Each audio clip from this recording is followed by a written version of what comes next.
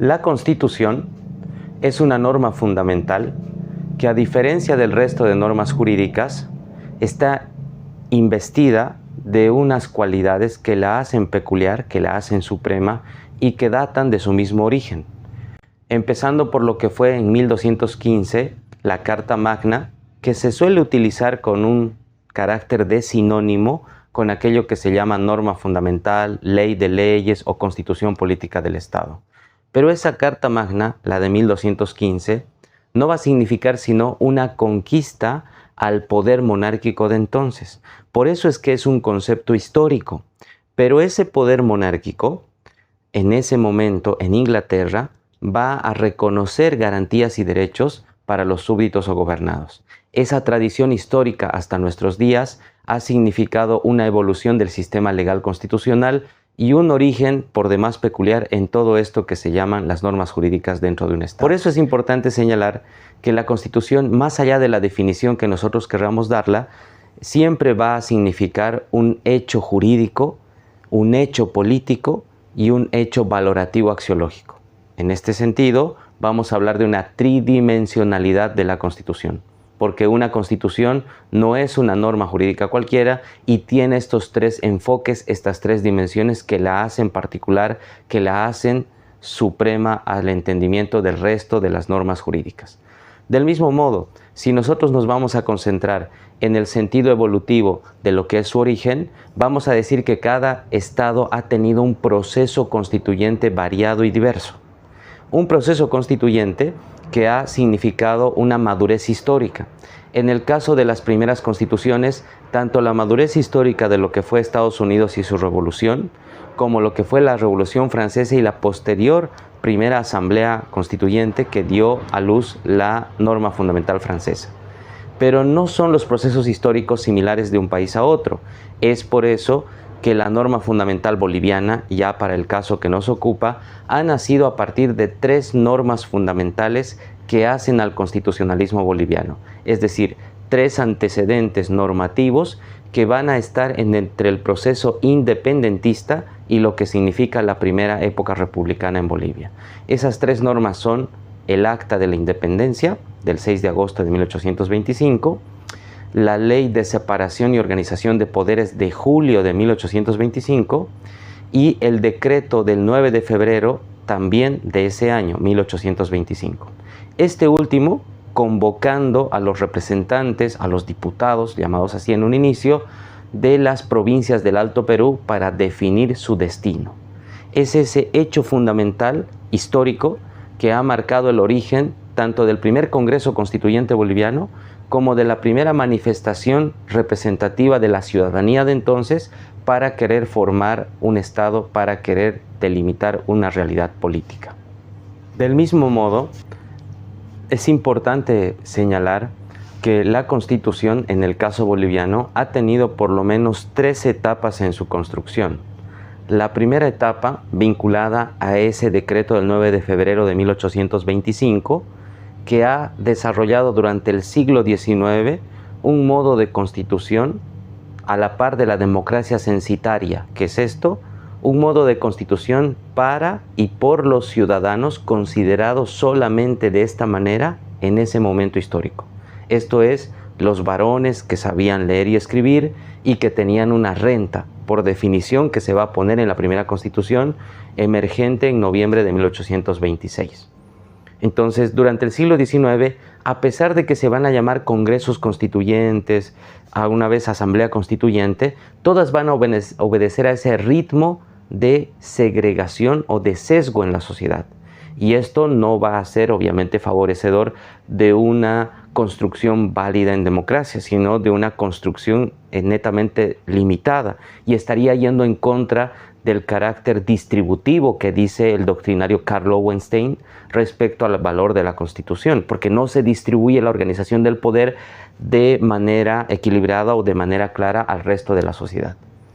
La segunda etapa, o sea, señalando en el caso del siglo XIX el Congreso de 1880, que va a ser tal vez el producto, una constitución mucho más plena y va a alcanzar hasta 1920, 40 años, ese periodo segundo se va a iniciar en este inicio del siglo XX y va a caracterizarse por la inclusión de factores de carácter social. Precisamente el pico más emblemático es cuando el presidente Bush introduce el constitucionalismo social, se hace el primer referéndum, se establecen las nociones de lo que va a ser el municipalismo.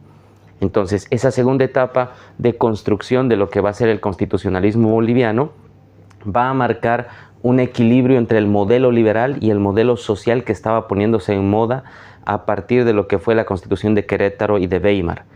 Pero esa segunda etapa, atravesada por lo que va a ser la Revolución Nacional del 52, no va a significar una transformación radical del derecho mismo, sino va a ser una modificación maquillada, si vale el término, de aquello que va a significar el constitucionalismo boliviano. Ya en la última etapa, en esa búsqueda de construcción democrática, cuando las mujeres van a ser insertadas en el derecho al ejercicio del voto, vamos a tener el producto anterior a la Constitución vigente. Esto es la Constitución de 1967, que va a ser la más duradera en tiempo de lo que vamos a tener en el constitucionalismo nacional, y también va a ser el antecedente de lo que hoy llamamos Constitución Política del Estado. Pero de esta última etapa vamos a señalar tal vez la democratización, la inclusión prácticamente plena de lo que va a ser la representación en este Congreso o Asamblea Constituyente. Esto es el momento en el que se va a convocar, producto de estos procesos de convulsión social, la guerra del agua, la guerra del gas en Bolivia, el año 2000, el año 2003, esto que va a ser el proceso constituyente boliviano de inicios del siglo XXI. Estamos refiriéndonos al proceso constituyente del 2006 al 2008. Que va a dar nacimiento a la Constitución como la manejamos hoy en día. Pero vale la pena preguntarnos acá, ¿qué es una asamblea o un congreso constituyente? La asamblea o congreso constituyente es la manifestación del poder soberano de la ciudadanía que decide auto-otorgarse una norma fundamental y organizar un Estado, o refundarlo, pero en una lógica de seguir esta teoría constitucional para validar las necesidades que se han visto necesarias. Entonces, la Asamblea o Congreso Constituyente no es una institución que funcione todo el tiempo, es una función que se ejerce extraordinariamente a la necesidad histórica de una comunidad social. Y esta situación, esta entidad, se regula por los mismos reglamentos que se otorgan al momento en que se convocan a ciudadanos para ese propósito. Pongamos como ejemplo en derecho comparado el caso chileno, que ha tenido un proceso convulsivo 2018-19 y que terminó pidiendo una nueva constitución a propósito de señalar que la impuesta por el régimen pinochetista ya estaba caduca y necesitaban un nuevo pacto social.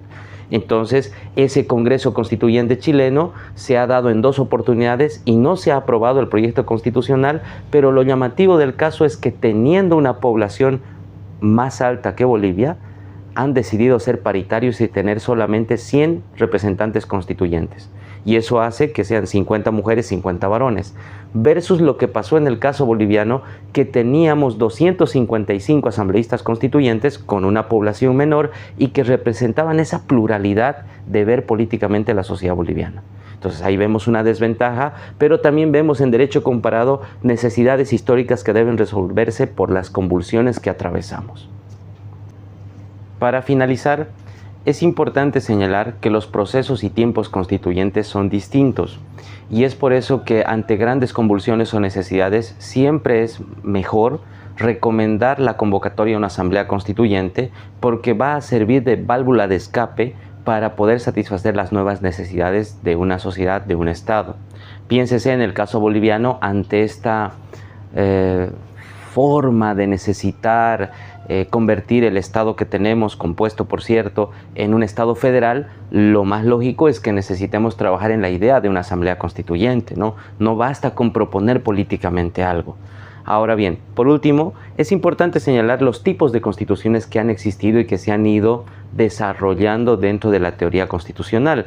Se puede hablar de constituciones nominales, se puede hablar de constituciones flexibles, se puede hablar de constituciones rígidas, se puede hablar de constituciones meramente enunciativas o constituciones impuestas, pero más allá de cualquier clasificación, es menester que nosotros comprendamos que las clasificaciones solamente tienen un orden o una característica orientativa.